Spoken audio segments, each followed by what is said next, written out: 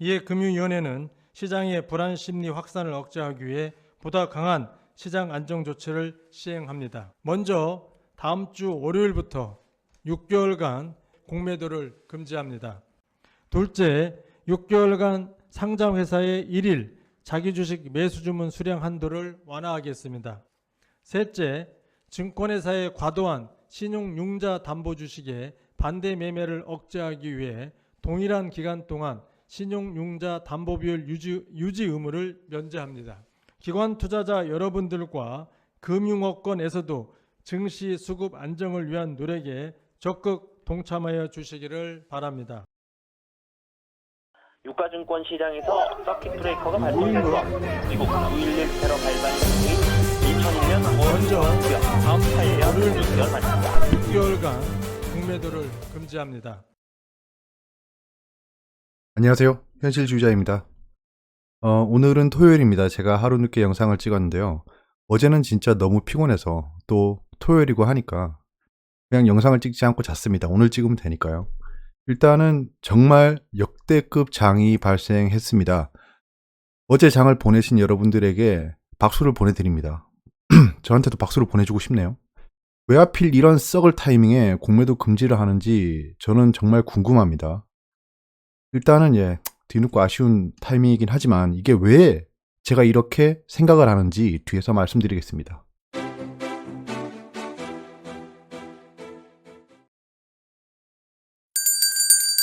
네, 시장 컨틴전시 플랜입니다. 계속 보여드렸던 건데요. 지금 시장 컨틴전시 플랜이 발동했습니다. 제가 지금 체크를 좀 했는데요. 이거는 계속 봐오신 거니까 그 시장 컨틴전시 플랜을 보셨을 때 뭐 아셨을 겁니다. 첫 번째, 기관 투자자의 역할 강화 얘기했죠. 시장의 수급을 안정화하기 위해 노력해달라라고 말만 하는 게 아니고 뒤에서 무슨 협의를 했을 겁니다. 두 번째, 자사주 매입 규제 완화. 양도 완화했고 사들일 수 있는 그 데일리 양도 완화했죠. 그 다음에 공매도 규제 강화했어요. 6개월간 공매도를 금지한다고 했습니다. 네 번째, 일일 가격폭 제한 축소는 안 했어요. 안 했습니다. 그 다음에 추가된 게 있는데요. 신용융자 담보 비율을 면제해준다라고 했습니다. 그러니까 반대 매매를 노리고 얘기한 거죠. 이것에 대해서 좀 뒤에서 얘기해 볼 예정인데요. 저는 5번은 찬성하지 않습니다, 진짜. 저게, 일단 양시장이 서킷 걸릴 때 두려움에 손절했습니다. 이렇게 말하면 안 되겠죠, 제가. 이런 분이 없길 바랍니다. 서킷 걸릴 때 제가 장을 보고 있었는데요. 너는 어떻게 했는지 아십니까? 저는 종목을 하나 샀습니다. 두 개를 샀는데 하나는 진짜 완전 단타로 치고 빠졌고요. 그 다음에 한 종목을 들어가 있습니다.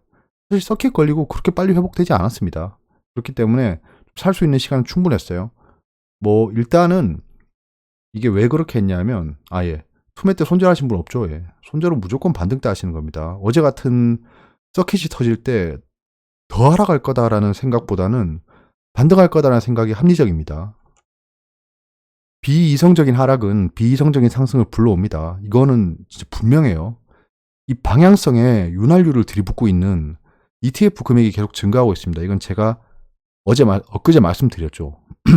한국 시장이 ETF가 엄청나게 많아지고 있습니다. 잠시 저 물 좀 마실게요. 목이 계속 이 성대 결절이 안 났네. 죄송합니다. 한번 좀 듣기 싫으시더라도 목을 가다듬고 하는 게 낫다고 생각합니다. 좋습니다. 아무튼 비이성적인 하락이 발생했어요. 어제는 비이성적인 하락입니다. 저도 주식시장을 경험한 지가 이제 7년 정도 좀 넘었네요. 계속 제가 작년부터 7년이라고 하고 있는데 8년이죠.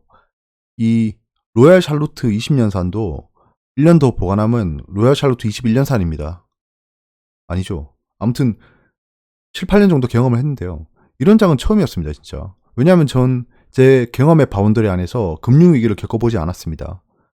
뭐 물론 저보다 형님, 누님들은 금융위기도 겪어보셨겠지만 저는 이제 처음 맞이한 장이었고 이런 장은 경험해본다는 것도 큰 가치가 있습니다, 저한텐. 그렇구나. 이렇게 움직이는구나. 그러면 이제 전쟁이 일어나고 나면 막 시체도 검사해보고 누가 죽었는지 누가 살았는지 어디가 파괴되는지 어디가 복구해야 되는지 이런 것들을 조사해봄으로써 데이터가 쌓이는 거잖아요. 전 약간 그런 식으로 생각을 하고 있고요. 지금 개미들이 이거는 엊그제 뉴스입니다. 폭락이 있기 전이었어요. 개미가 엄청나게 많이 샀다라는 건데요. 여러분이 가진 종목들이 내일 당장 망합니까? 예, 토요일, 일요일 망해요? 다음 주 되면 삼성전자 문 닫습니까? 아닙니다. 이 여러분들이 산 종목이 뭐 개미가 많이 사서 떨어졌다라는 식으로 계속 지금 여론에서 얘기를 하고 있는데요. 이건 마치 IMF 때 IMF가 온 이유가 개인들의 과소비 때문이다라는 얘기랑 똑같습니다. 여러분들이 주식 산 거는 전혀 잘못한 게 아니에요. 왜 개미가 주식을 사면 떨어지죠? 말도 안 되는 얘기를 하고 있습니다. 저는 저런 거 동의하지 않아요. 동의하지 않습니다. 여러분들이 주식 산 거는 시장을 망치는 요인이 아닙니다. 아무튼 여러분들이 가진 종목은 펀더멘털이 훼손되지 않았습니다. 잠깐 그 지금 현재 사태 때문에 수익이 줄 수는 있습니다. 한 분기 정도. 그건 제가 샀을 때도 말씀드렸잖아요. 그런 상황인 거지. 여러분들의 종목이 갑자기 이런 사태 때문에 막 20% 30% 정도 떨어질 만한 일이 아니라는 겁니다. 앞으로 좀 있을 하락을 미리 맞았다라고 생각하시면 좋을 것 같아요. 그리고 공매도 이번에 규제 금지 조치를 했는데요. 저 진짜 그 뉴스 보자마자 욕 나오더라고요. 욕이 진짜 절로 나옵니다. 이게 왜냐하면 지금 현재 시간이 지나고 나니까 마치 금융위가 조치를 해가지고 시장이 반등했다는 듯이 지금 흘러가고 있는데요. 그 시장을 모니터링 해보신 분들은 알겠지만 지금 이게 다우존스 5분봉 선물이에요. 그때 당시 우리나라랑 같이 가고 있던 지표입니다. 동시간대예요. 계속 마이너스 3%를 왔다 갔다 했어요. 이렇게 왔다 갔다 하면서 한국은 지금 여기서부터 서킷이 터져가지고 난리를 치고 있죠. 서킷 터전에. 예, 난리를 치고 있죠. 난리를 치고 있는데 지금 움직이는 거 보이시죠? 서킷이고 나발이고 미증시 선물이랑 똑같이 움직였습니다. 이걸 보셨으면 약간 좀 트레이딩이 됐을 거예요. 제가 그래서 들어갔던 게 약간 이쯤이죠. 이쯤이겠다. 이쯤이겠네요. 안 보인다. 예, 이쯤이겠네요. 이쯤일 건데 지금 미증시 선물이 상승을 했어요. 일단 이때 상승을 했고 연기금이 이걸 보고 산지 모르겠지만 연기금 등 창구에서 시장 방어를 들어왔습니다. 기간 매수량이 계속 늘어나죠. 이때 하락할 때부터 계속 이렇게 매수를 하기 시작했는데요. 이때부터 드라마틱하게 연기금이 매수를 하기 시작했습니다. 근데 이 기간 투자자의 곡선이 가파르게 변하지 않는 건 다른 기간 투자자는 그러지 않았던 거예요. 오히려 팔기 시작했죠. 자, 이런 상황입니다.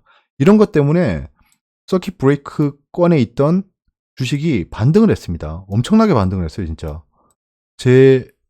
제가 엊그제 사이드카 터질 때 그 코덱스 레버리지를 샀잖아요. 그 금액까지 갔어요. 한 번에 올라갔습니다. 그래서 이렇게 올라가고 또 캔들도 제가 늘 말씀드리던 밑꼬리가 달린 거래량이 실린 캔들이 발생하고 끝났어요, 장이. 아니, 끝났습니다. 근데 끝나더니 갑자기 공매도 금지 조치를 한다라고 하길래 진짜 간담이 선언을 했습니다. 왜냐하면 제 경험은 아니지만 그 공부한 이론에 의하면 공매도 금지 조치라고 더 많이 떨어졌습니다. 그 이유에 대해서 공부를 좀 해봐야 되는데 왜냐하면 제가 기사로 읽은 것들은 믿을 수가 없어요. 예. 공매도 금지를 한 이후에 이래 떨어졌다가 아니고 진짜 데이터를 좀 봐야 될 것 같습니다. 그때 매동이 어떻게 움직였고 그때 글로벌 증시는 어떻게 움직였고 그때 당시 뉴스는 어떻게 나왔고 이런 것들을 좀 살펴봐야 될 것 같아요. 아무튼 지금 진짜 지금 안 해도 되는데 지금 저런 조치가 없어도 다음 주는 반등이 가능한 장이었습니다. 반등이 가능한 장이었어요. 그러니까 지금 코스피가 어느 정도 떨어졌죠? 지금 코스피가 떨어진 양을 보시면 진짜 투매 나올 거 다 나온 다음에 하면 뭐 어쩌자는 거죠? 나 진짜 이해가 안 되네 이거. 진짜 이거 지금 시원하게 쌍욕을 하고 싶은데 생각이 없는 것 같습니다. 생각이. 지금 진짜 떨어질 거 다 떨어지고 나서 이걸 하면 뭐 지금 이거 진짜 갑자기 방송 사고인데요. 머리가 갑자기 지끈지끈하네. 그 있잖아, 열받았을 때 막 뒷골부터 척추부터 확 올라오는 느낌 있잖아요. 저리면서. 그럼 다음 주에 만약에 낙폭이 커지면 그때 하든가. 진짜. 예, 일단은 투매가 발생했어요. 장중에 10% 수준으로 하락했습니다. 양시장이. 글로벌 증시도 투매가 발생한 상태예요. 지금 다우존스랑 나스닥도 10% 넘게 떨어졌었죠. 그때. 연기금이 매수를 시작했어요. 다음 주는 행보 또는 반등이 가능한데 예, 공매도 금지 거기다가 지금 대책을 보니까 신용 반대 매매를 억제한다는 얘기가 있어요. 사실 제가 엊그제 방송에서 말씀드렸지만 이거 어쩔 수 없습니다. 이건 단기 신용에 대해서 제가 겨냥해서 말한 겁니다. 더군다나 우리 그 현명한 현자 여러분들은 신용을 풀로 일으켜서 지금 반대 매매에 직면한 상황은 아닐 거라고 생각합니다. 아닐 거라고 생각합니다. 아닐 거라고 생각하는데 이 반대 매매를 기다리고 있었는데 신용 반대 매매를 억제시켜버리면 대체 어떻게 시장의 방향성을 모색할 수 있을지 모르겠습니다. 공매도 금지 이후에 시장이 하락했다라는 경험적인 사례가 있는데요. 지금부터 공포 형성에는 공포를 형성하는 뉴스가 난무할 겁니다. 이거는 제가 스탠스를 바꿀 수도 있습니다. 바꿀 수도 있지만 공매도를 못한다라고 했잖아요. 그럼 사람들이 안 사게 만들면 됩니다. 결국엔. 공매도가 손해보는 케이스가 뭐죠? 상승할 때입니다. 그럼 상승을 안 시키면 되잖아요. 공매도 안 하고 상승을 상승을 안 시키면 됩니다. 결국엔. 그 뉴스를 막 나쁘게 뿌리면 돼요. 결국엔. 지금 뭐 글로벌 확산세가 지속되고 있다. 금융위기가 올 수도 있다. 금융위기는 양적 완화로 해결 안 되는 금융위기다. 이번은. 부동산의 뇌관이 터진다. 공매도 이후에 하락했기 때문에 오르기 힘들다. 안전자산도 떨어진다. 지금 이런 규제로는 해결할 수 없다. 막 이런 뉴스가 난무하면서 막 다시 하락을 시작할 거예요. 그렇게 되면 공매도 금지고 나와버리고 못 삽니다. 사람들. 못 사요. 결국엔 집단 심리로 움직이게 돼 있습니다. 따로 분석해서 영상을 제작하겠습니다. 이거는 진짜 좀 제대로 봐야 될 것 같습니다. 막 공매도 금지였다고 와 환호하면서 올라가고 시장이 그렇게 말랑말랑하지 않습니다. 이게 처음 있었던 일도 아니에요. 그러니까 공매도 금지라는 게 역사상 처음 있는 조치다. 그러면은 의미가 있습니다. 하지만 이런 거는 저희도 그렇고 기관도 그렇고 외국인도 그렇고 다 케이스가 있어요. 있기 때문에 뭐 이게 과연 시장에 큰 영향을 줄지는 저 모르겠습니다. 사실. 다음 주에 오르면 반등 때문에 오르는 거지요. 이런 규제 때문에 오르는 게 아닙니다. 진짜. 이런 폭락장에는 공매도가 거래량 증폭에 영향이 있습니다. 아무튼 진짜 짜증나네 갑자기. 자, 어제 서킷 터질 때도 짜증이 안 났어요. 예. 그렇구나. 올 게 왔구나. 약간 이런 상황이었는데 진짜 이거는 이해할 수가 없네. 예, 서킷 브레이커가 발동했어요. 예. 18년 6개월 만에 발동을 했답니다. 그럼 또 봐야겠죠. 예. 사이드카랑 서킷 브레이커는 어제 설명드렸죠. 예. 어제 설명드린 내용이고 사이드카가 이때 발동했어요. 그때 처음 발생했을 때. 뭐 이렇게 움직였었다라는 경험적인 측면이 있고요. 이거 환율도 움직이는 거 보세요. 예, 환율 올랐다가 환율 떨어지면서 증시 오르죠.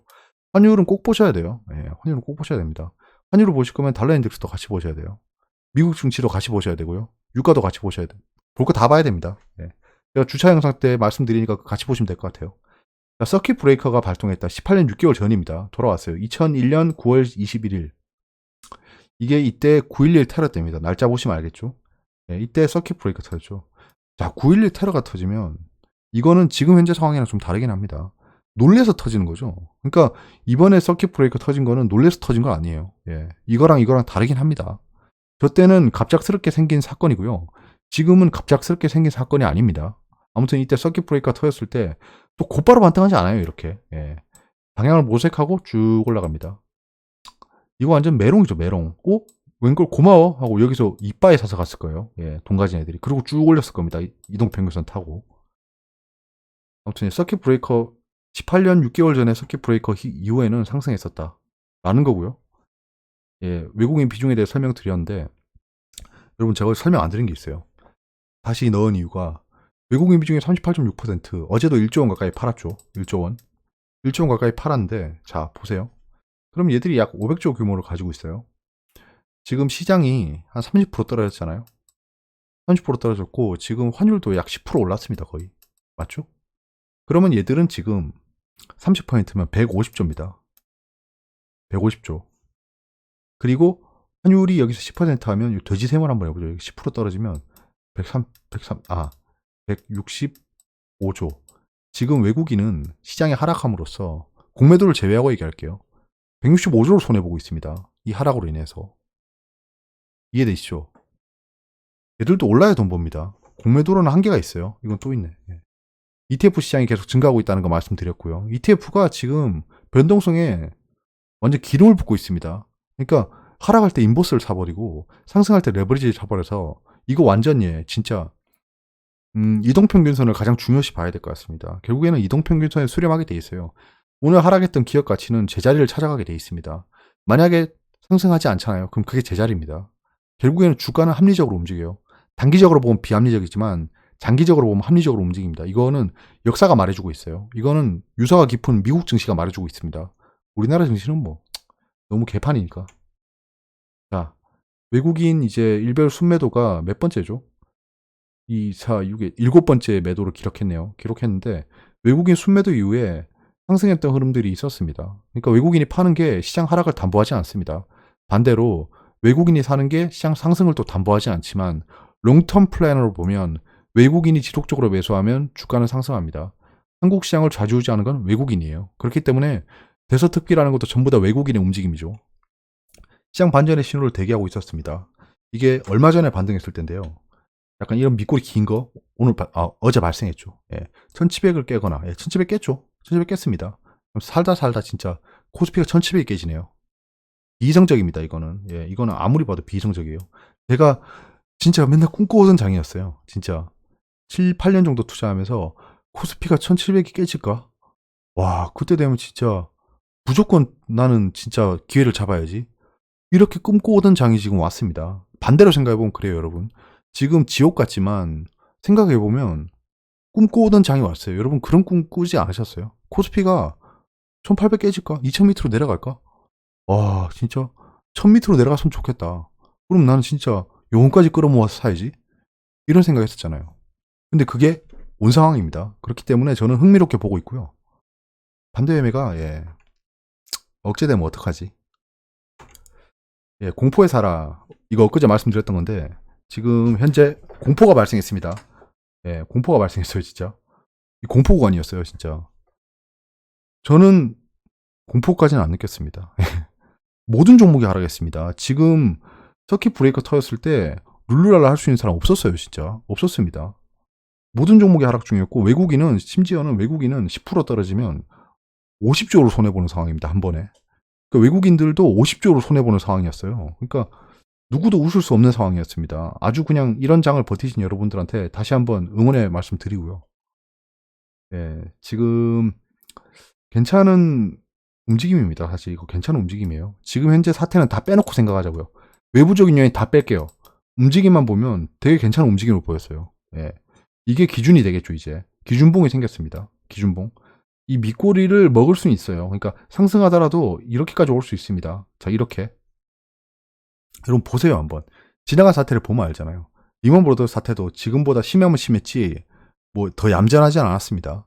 자, 이렇게 떨어지면 이렇게 올라갈 것 같지만 그렇지 않습니다. 이렇게 떨어지면 올랐다가 다시 방향을 모색한다. 삼중바닥. 이렇게 됐어요. 자, 이때 유럽 재정위기 사태 때도 이렇게 떨어졌지만 이렇게 올라갈 것 같지만 이렇게 됐어요. 그러니까 이 두 가지 케이스를 우리가 접수를 하고 보자고요. 일단. 그러면 어떻죠? 여기서 약간 이렇게 갈 수도 있고요. 그리고 좀 촘촘하게 그릴게요. 이렇게 갈 수도 있습니다. 두 가지 케이스가 있겠죠, 이렇게. 그러니까 기준을 보고 생각을 해야 된다. 이걸 더 깨고 내려갈 수도 있고. 이렇게. 이때 진짜 이때 투자하신 분들 진짜 시끄럽겠습니다, 진짜. 여기 저점 잡고 투자 들어가신 분들까지 손해 구간까지 들어갔어요, 이때. 와, 시끄럽겠다, 진짜. 이 트랩을 3번이나 발생시키고 올라가 버리는데 이거 못 버팁니다, 진짜. 이때 아찔하다. 제가 이때 장에 있었다라고 생각해 보면 진짜 아찔합니다. 왜냐하면 지금이 여기라고 할 수 있어요. 여기라고 할 수 있습니다. 이때 장으로 치면. 그래서 이 밑꼬리를 잡고 이때부터 분할 매수를 들어간 거예요. 분할 매수를 들어가서 오르고 떨어지고 오르고 떨어지고 이러고 있습니다. 그래도 내가 잡은 평단가보다는 위구나라고 하고 있었는데 여기서 갑자기 갭 하락 2번 하면서 박살을 내버리네요. 이땐 갭 상승했네. 박살을 내버리고 여기서 다 손절했을 겁니다, 진짜. 여기서 단기 매수세가 손절했을 거예요. 손절하고 다시 반등 하고 하는데 다시 떨어져요. 이때 잡아야 되는데 이거 진짜 어렵다. 이게 불과 9년 전입니다. 9년 전에 이런 투자자들을 시험에 들게 했었네요, 이거. 지나간 다음에 흔적으로 남은 차트지만 이때 사람들의 비명이 들립니다. 진짜 이날의 비명은 어마어마하겠네요. 이때 제가 방송했으면 진짜 되게 섬뜩했을 것 같습니다. 이런 게 공포입니다. 이런 게 공포. 이게 공포가 아니에요. 여기서부터 발생하는 게 공포입니다. 이제 이런 게 공포예요. 이게 진짜 슈퍼 공포입니다. 아, 더 떨어지는구나. 좌절밖에 없는 거죠. 제가 생각했던 죽음의 라인이 여기였죠.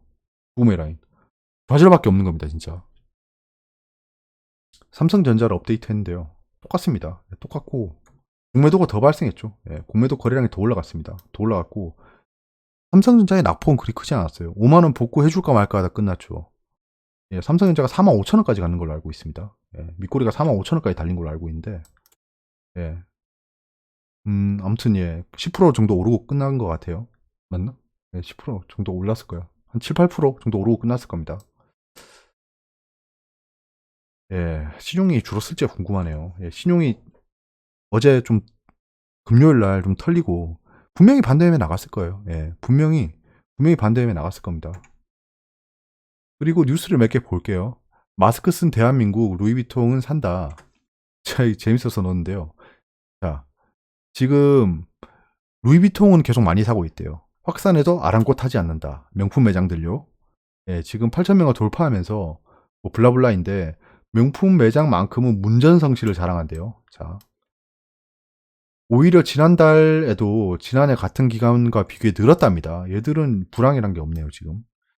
자, 이모 씨가 얘기했는데 집에 있기 답답했다. 명품 매장은 입장 제한이 있어 쾌적하게 볼 수 있기 때문에 좋다. 진짜 코에 걸면 코걸이고 귀에 걸면 귀걸이지. 이걸 말이라고 하나요? 예. 아무튼 지금 사지 않으면 바로 물량이 부족해 살 수 없다고 강조했다. 자, 이게 밴드웨건 매체를 이용해서 정말 과한 홍보를 하는 건데요. 지금 이 현재 사태가 예전에 있던 그 사스나 이런 것들에 비해서 강하다고 생각하지 않습니다.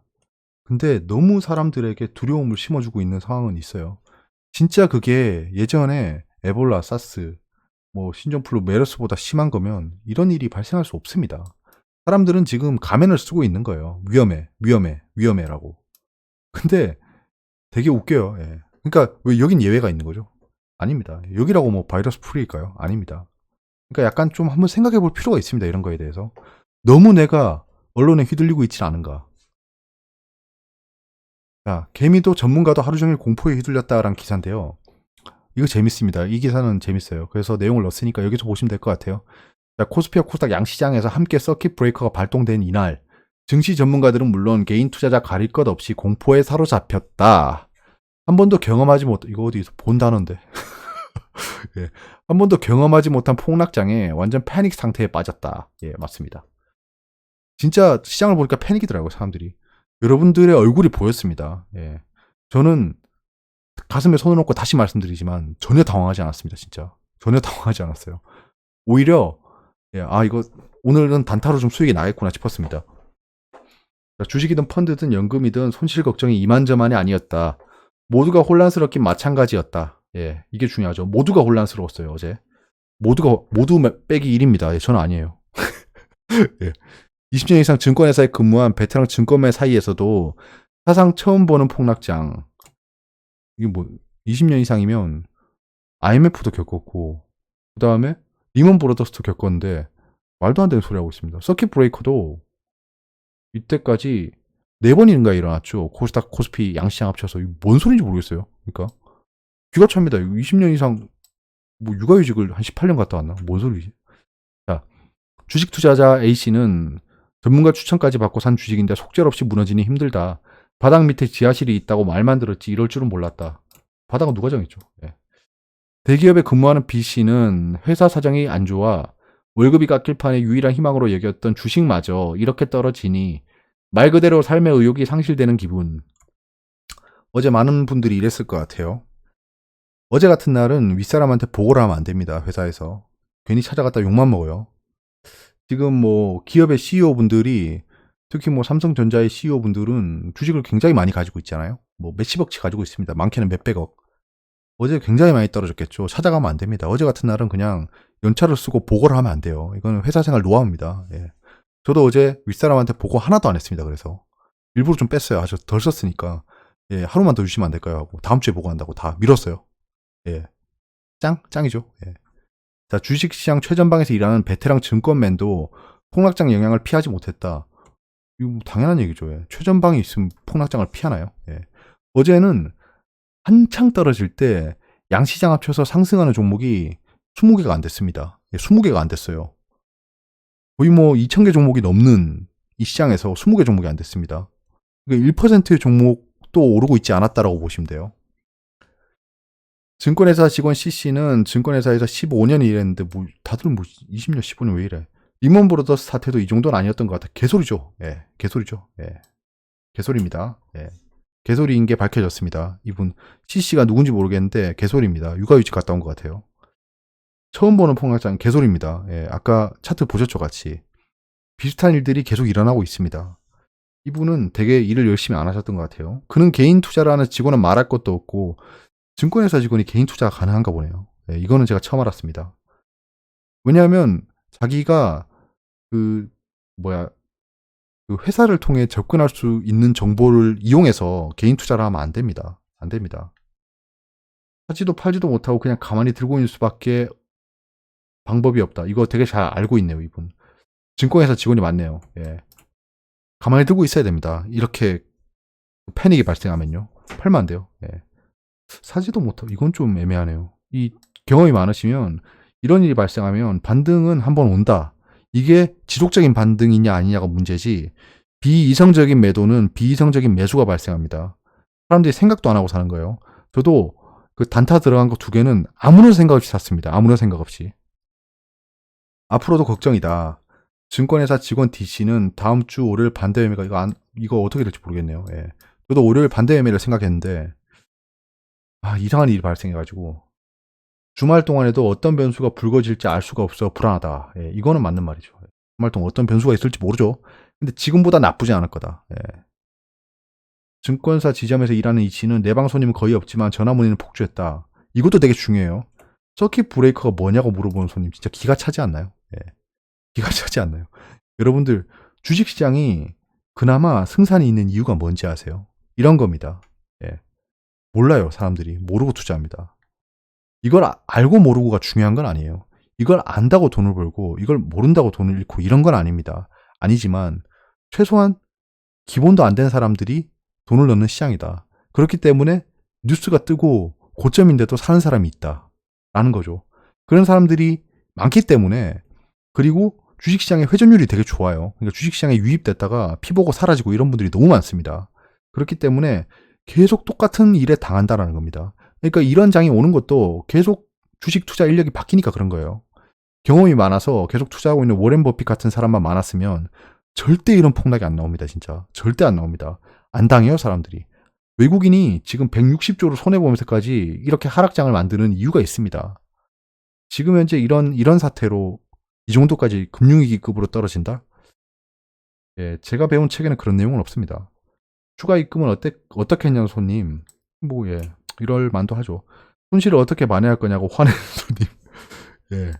화를 낼 필요 없습니다. 여러분들도 혹시 어떤 일이 발생하면 화를 내실 필요 없습니다. 예. 아까 제가 화가 머리끝까지 나는데 화를 안 냈잖아요. 화를 내도 해결되는 건 없어요.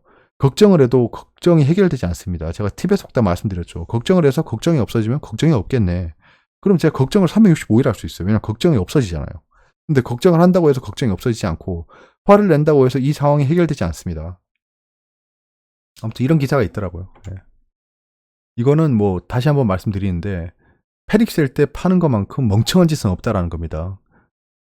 자, 보면 빅 드랍 무브 이후에 파는 거는 배드 무브였다. 롱텀 컨피던스를 잃지 마라. 빅 포인트 드랍은 큰 빅딜이 아니다. 싸게 살 수 있는 기회다. 간추린 뉴스입니다. 주가 추락하는데 안전자산 금값도 하락, 믿을 건 달러뿐. 이거는 되게 재밌었죠. 왜냐면 금도 하락하고 비트코인도 하락했습니다. 그러니까 되게 재밌는 거예요, 이게. 만약에 금융위기가 온다라고 하면 안전자산이 떨어지면 안 됩니다. 안전자산이 떨어지면 안 돼요. 그러니까 지금 현금화 니즈가 굉장히 많다는 거예요. 현금화 니즈가 굉장히 많다. 이렇게 되면 돈을 빼겠죠, 사람들이. 빼면은 결국엔 그게 바닥이다. 사우디의 배신의 트럼프, 마침내 전략 비축유 카드 꺼냈다. 이게 그 유가의 흐름을 보면 유가도 급락을 했는데요. 그 유럽발 악재가 하나 더 터졌어요. 근데 유가가 반등했다는 겁니다. 이거는 결국 시장에 개입을 했다. 라는 좀 합리적인 추론이 가능하다는 거죠. 그리고 전략 비축률을 7억 배럴까지 쌓겠다라는 겁니다. 현실적으로는 7천만 배럴밖에 안 될 것 같다라는 거고요. 10% 수준이죠. 한마디로 지금 트럼프 대통령은 재선을 노리기 위해서 셰일가스 에어리어를 보호하겠다라는 액션을 취할 겁니다. 앞으로 지속적인 액션이 나올 거예요. 이거는 결국에는 호재가 나올 수밖에 없다는 겁니다. 단기간에는요. 단기간. 임시 금통위가 다음 주에 열린다. 0.5% 인하는 어려울 듯. 지금 어찌됐든 0.25%든 0.5%든 인하를 하겠죠. 이거 블러핑일 수도 있어요. 0.5는 어렵다라고 해놓고 0.5를 하락할 수도 있고. 근데 지금 금리 인하를 하는 게 그렇게 달갑지는 않습니다. 저는. 지금 달갑지는 않습니다. 금리 인하가 지금 현재 미국 시장이건 유럽 시장이건 영국 시장이건 전혀 긍정적인 영향을 못 주고 있습니다. 이거는. 그렇다고 해서 우리나라가 왜 금리 인하를 해야 되는지 모르겠어요. 미국 유럽 증시 최악 벗고 반등, 국내 증시 상승 유턴 기대감. 설레발 좀 치지 맙시다. 설레발. 가만히 놔두면 올라갈 거. 제가 이 쓰레기 같은 기사를 붙여놓은 이유가 있습니다. 여러분 한번 잘 보세요. 이 경우 코스피는 2350까지 상승할 수도 있다라고 분석했다. 자 보세요. 코스피는 2350까지 상승할 수도 있대요. 갑자기 2350이래요. 이 사람. 2350은 올해 한 번도 없었던 수치입니다. 근데 갑자기 낙폭을 만회해서 반등을 시도해서 2까지 올라간대요. 갑자기. 자, 좋아요. 코스피 최악된 1100선까지 간다. 비관 전망 속출한다. 일반적으로 금융위기가 발생하면 마이너스 50% 수준까지 급락했다. 올해 코스피 최고점이 2267이었는데 이를 적용하면 1100 수준까지 하락할 수도 있다. 이거 하락 삼각형 얘기하는 거죠. 무슨 말인지 알 것 같습니다. 근데 여러분 진짜 제가 이게 눈을 의심했고 이 세상이 얼마나 더럽고 이 증권가에서 일하는 사람이 얼마나 진짜 한심한지를 깨달은 게요. 자 보세요. 이효석 SK증권연구원 1100까지 간다라고 한 사람이 누군지 보세요. 이효석 연구원과 안영진 한대훈 연구원이 함께 작성했다. 같은 날 나왔습니다.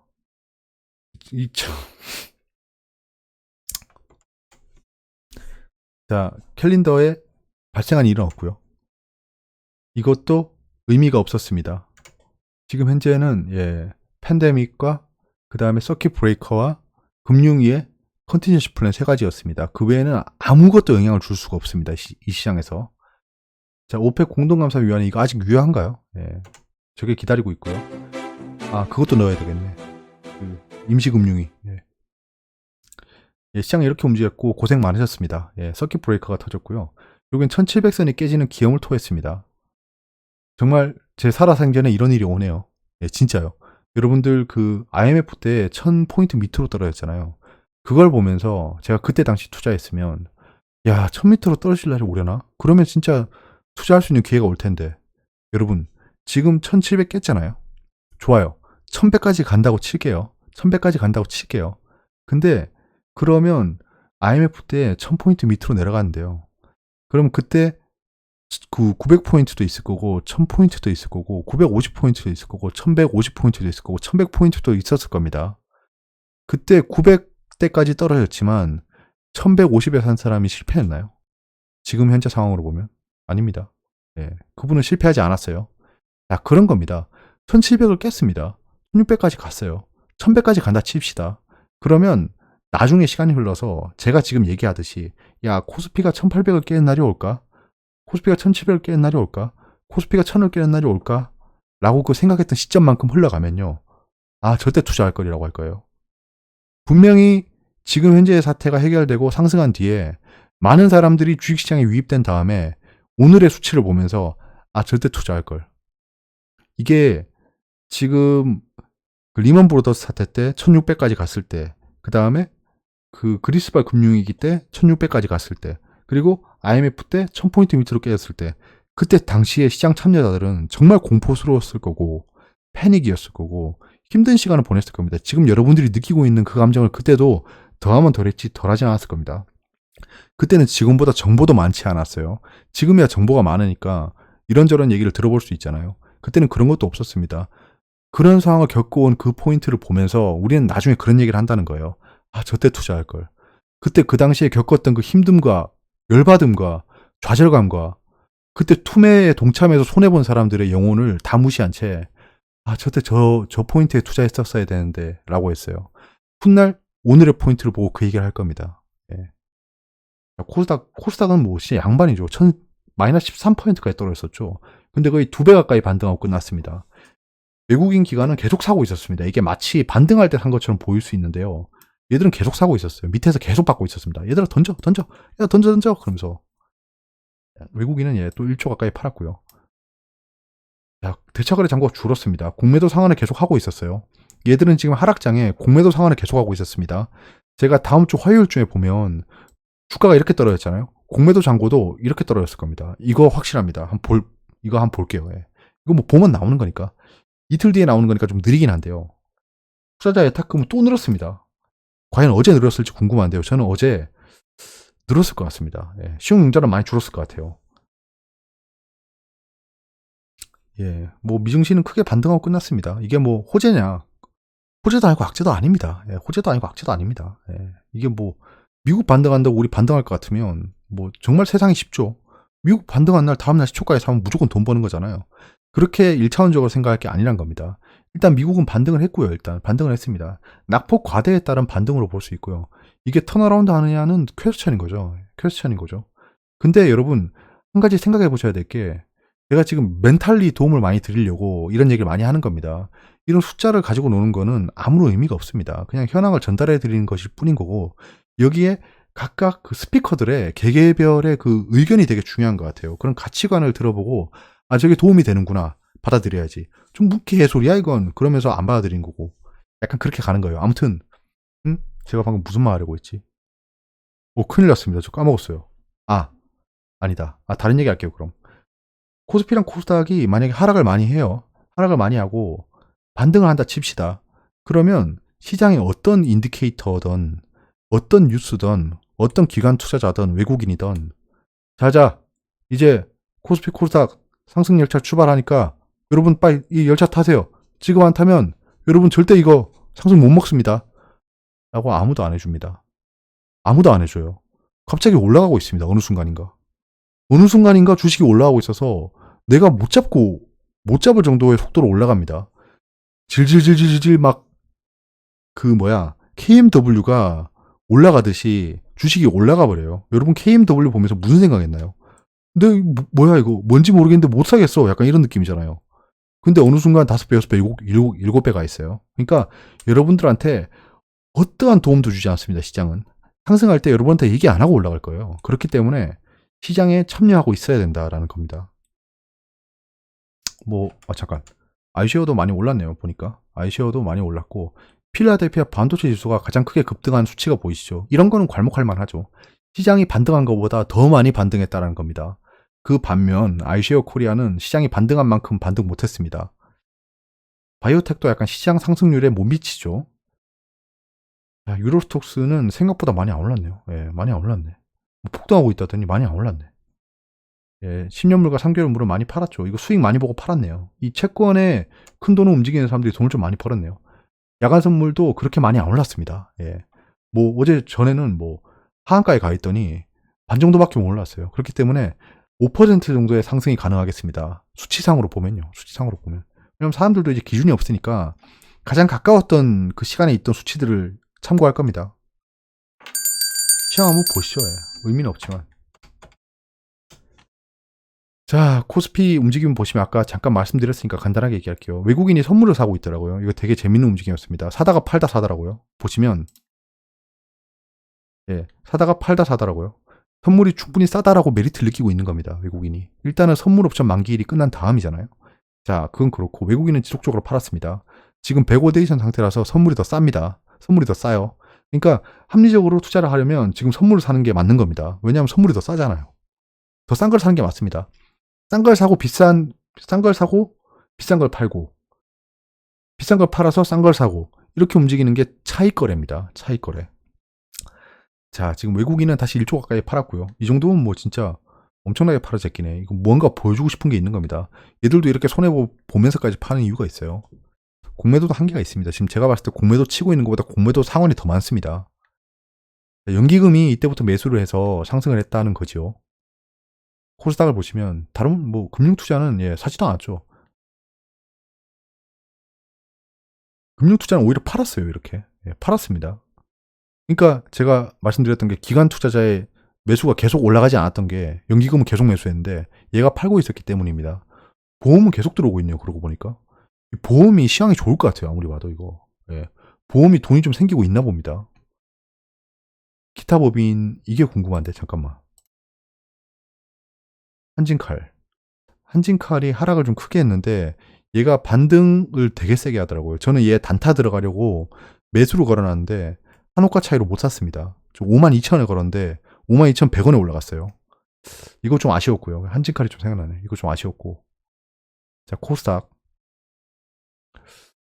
코스닥은 예, 외국인이 결국 사다 조금 팔았네. 그러고 보니까 자 보시죠. 이거 보면 반등이 대형주 위주로 일어났습니다. 대형주 위주로 반등이 일어났어요. 소형주는 반등이 크지 않았어요. 예, 저 시장이 반등할 때는 무조건 대형주다라고 했죠. 예, 무조건 대형주다. 자, 유비코스 홀딩스. 자, 지금 외국인이 산 게 셀트리온 헬스케어 같은 거 시장이 정말 급락하는데 안 떨어지죠. 대장주라 그렇습니다. 삼성전자 시장이 급락하는데 많이 안 떨어졌죠. 대장주라 그렇습니다. 총 상위 종목을 잘 봐야 돼요. HLB 같은 경우에도 많이 안 떨어졌습니다. 그 정도면. 시장이 13% 이상 하락하는데 그럼 보통 종목들이 20% 넘게 떨어집니다. 진짜 2배 넘게 떨어져요. 왜냐하면 코스피 코스닥은 시총 평균이거든요. 예. 아무튼 이렇게 움직였고요. 금융투자가 좀 샀네. 그래도 연기금 등 지금 이 정도면 큰 돈을 굴리는 세력 입장에서는 충분히 메리트 있는 가격입니다. 1700에 깨졌다는 거. 자기들이 평소에는 안간힘을 써도 1700까지 못 보낼 거예요. 진짜 보내고 싶어도. 근데 지금 정말 좋은 이유들이 많죠. 하락을 시키고 경영위기, 금융위기 뭐 이런 단어가 언급될 때는 그 단어의 언급으로 이익 보는 사람이 반드시 발생합니다. 예. 이게 그 쿠이 보노라고 했죠 예전에. HLB가 떠 있네. 예, HLB 그렇게 하락 안 했습니다. 자, 업종. 예, 코스피. 자, 코스피가 멀리서 보시면 굉장히 많이 하락했습니다. 진짜 이거. 딱 지우시죠. 딱 지우고 여기서부터 보시면 자, 그리스발 금융위기. 자, 여기는 리먼 브로더스. 아이, 멀리서 보니까 힘드네. 자, 이 정도네. 자, 의미 있는 선들. 자, 이 반등 라인도 의미 있겠죠? 그리고 여기 지지했던 부분 의미 있겠죠? 자, 그 다음에 여기 그 전에 지지하고 있던 선 의미 있겠죠? 자, 왜냐면 다 그렇게 움직여요. 멀리서 보시면. 자, 그 다음에 만년 박스 피었던 하단. 박스 피 하단 1700. 박스 피 하단이었어요. 자, 이렇게 되면 지금 진짜 배리어를 치시죠, 이제 배리어. 예. 아, 요까지 아시죠? 요까지는 그냥 덤덤하게 보자 정도입니다. 1600 초반까지 덤덤하게 보자. 예, 여기서 왔다 갔다 한들 그냥 놔두자. 예, 놔두자. 여기는 매수 영역이라고 보입니다. 예, 진짜 정말 이제 어찌 되었든 장기적으로 봤을 때 매수 영역 20년 3월 14일 매수 영역 찜 먹는 찜 같다. 아무튼 예. 매수 영역 찜이라고 했습니다. 여기 훗날에 보자고요. 네, 제가 이때 아이고 내가 이때 이렇게 얘기했었지. 뭐 이럴 수도 있겠죠. 예. 코스닥 다 지우고 하나 새로 짜시죠. 자, 박스닥 박스닥일 때. 자, 금융위기. 아, 그리스발 금융위기. 자, 바이오 붐이 일어났을 때도 중요한데 이때죠. 바이오 붐. 바이오 붐. 자, 좋습니다. 이거는 이거는 아직 멀었네. 그러고 보니까 전저점 하나 긋자 이거. 전저점. 아, 전저점. 오케이.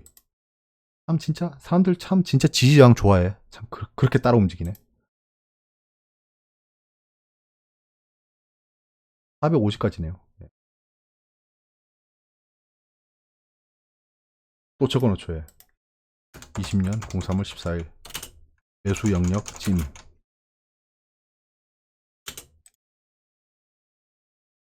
예, 똑같습니다. 이것도 지금 추세는 그 예측해보는 게 무의미하고요. 움직임이 어떻게 될 것인가는 땅바닥은 확실하게 확인해 볼 것 같습니다. 사람들이 궁금하겠죠.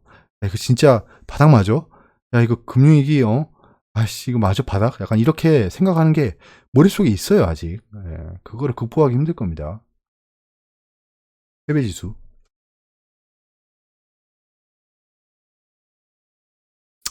이게 이렇게 안 뜨면 어떻게 해야 되지? 에러가 뜰 것 같습니다. 이 툴이 얘들도 지금 긴축 경영을 하면서 서버를 줄였나 봐요. 뭐 하는 놈들이야. 이 시간에 끊기면 어떡해. 그래? 그래? 예. 아이쉐어가 6% 올랐죠. 6%로 끝났습니다. 잠깐만. 오, 얘네. 얘네가 덜 떨어졌네. 야, 우리 이거 진작 깨지 않았나? 잠깐만요.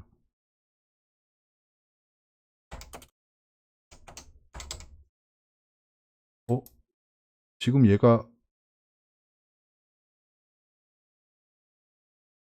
아 어제 거기까지 갔었네요. 예. 아이쉐어가 얘기를 해주고 있었네. 여기까지 떨어진다고. 선행했구나. 그럼 여기까지 올라간다는 거죠. 그럼 전에 갭 하락 발생했던 지점까지 갔다. 오케이. 너가 선행하고 있는지 보자 그럼. 종목으로 오면 어떡해. 자. 이까지 올라갔다고? 1900까지? 아니야. 이거 잘 봐야 됩니다. 어디까지 올라간 거니 그럼? 이거 올라간 게 얘 결국 은봉그렸네. 헷갈려. 다 지워. 이 선까지 올라갔다라. 그럼 예전에 박스 피해 하단 지난 저점보다는 훨씬 더 높은 구간. 이때 더 떨어졌었네. 이때 환율이 더 떨어졌나 봅니다. 아무튼 이까지 왔었다. 1772. 뭐야 후행하네. 후행하네요. 딱 여기까지 올라갔네. 여기까지 올라갔고 중국 상해. 이게 참 오래 걸리네. 아무튼 시장이 하락할 때 많이 진짜 저도 처음 경험한 장이라서 정말 소중한 경험했다고 생각합니다. 이거는 쉽게 경험해 볼 수 없는 장이에요. 이런 장을 경험해 봤다는 것 자체가 굉장히 나중에 도움이 될 것 같습니다. 중국 상해는 정말 강하죠. 왜? 이거는 뭐 원가가 1%밖에 안 떨어졌네. 중국 상해 진짜 세다. 이때만 샀어도 룰루랄라한테 진짜 한 번 더 와. 그래, 한 번 더 오자. 너 한 번 더 오자. 한번 여기 2700까지 가자. 중국 갑자기 무슨 악재가 발생해서 저까지 가자. 형이랑 같이 가자. 나스닥. 이게 로딩 타임이 기네. 죄송합니다. 여러분들. 이렇게 제가 같이 멍 때리고 있으면 이거 보시는 분들도 다 멍 때리고 있겠죠. 그러면 안 되지. 모래 시계는 돌아가고. 아무튼 투매 때 손절한 분이 없었으면 좋겠어요. 전 진짜 없었으면 좋겠습니다. 뭐 결과론적이지만 반등을 했잖아요. 반등을 하니까 그때 되면 진짜 이것도 지우시죠. 다시 보시죠. 멀리서 보면 떨어진 것도 아니에요. 진짜 미증시가 이렇게 오르고 있습니다. 채권이랑 똑같이 오르네. 어떻게 된 게. 지금 그러면 이게 언제죠? 2018년 10월 폭락장. 자, 그리스바 경영위기. 아니네. 그리스바 경영위기 되죠.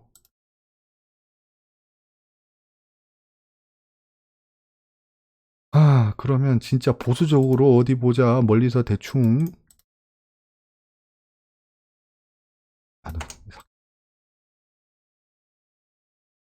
대충 저점을 그으면 맞죠? 저점만 이으면 이거 분명히 보고 있을 겁니다. 이게 전 세계에서 한 100만 명은 보고 있는 선일 거예요. 이 선이. 지금 그 추세 하단까지 왔습니다. 그러니까 미증시는 사람들이 바닥이라고 생각하면 만한 영역까지 왔어요. 왜냐하면 이때까지 이어지던 장기 추세, 오늘 만들어진 선이 아니고요.